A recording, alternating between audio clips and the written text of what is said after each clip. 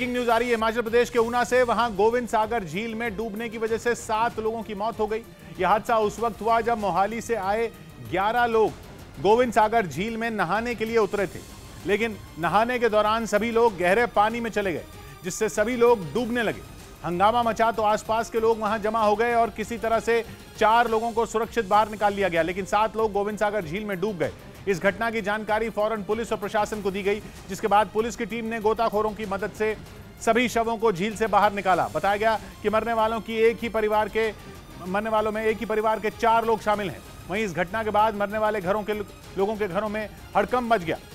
मतलब यह कि लगातार हो रही बारिश की वजह से वहां के कई इलाकों में बाढ़ जैसे हालात बन गए हैं और ऐसे हालात में जरा सी लापरवाही से लोगों की जान तक जा रही है, लेकिन इसके बाद भी लोग मानने को तैयार नहीं है। इस बीच हिमाचल प्रदेश के कई इलाकों में भारी बारिश और बादल फटने से लोगों की मुसीबतें और बढ़ गईं।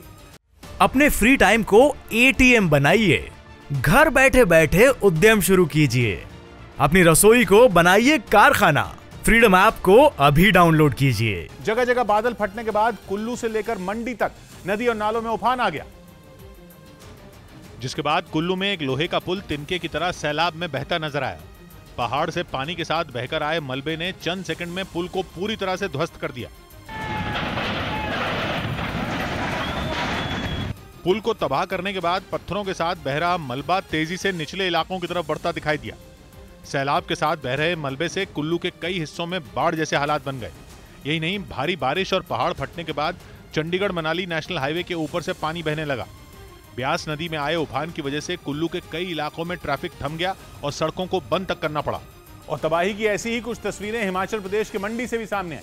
वहां बादल फटने के बाद कुछ लोग ब्यास नदी की दूसरी तरफ फंस गए, जिन्हें निकालने के लिए काफी मशक्कत करनी पड़ी, लेकिन आसपास के लोगों ने हार नहीं मानी और पुलिस की मदद से नदी के दूसरी तरफ फंसे लोगों को बचाने का काम शुरू कर दिया। सबसे पहले एक नाव का इंतजाम किया गया, जिसे नदी के तेज बहाव में उतारा गया, लेकिन नदी में उफान होने की वजह से बात नहीं बनी, जिसके बाद लोगों ने रस्सी की मदद दी और फिर नाव को रस्सी से बांधकर धीरे धीरे दूसरी तरफ खींचा गया। जानकारी के मुताबिक 24 लोग नदी के दूसरी तरफ फंसे हुए थे, जिन्हें बचा लिया गया।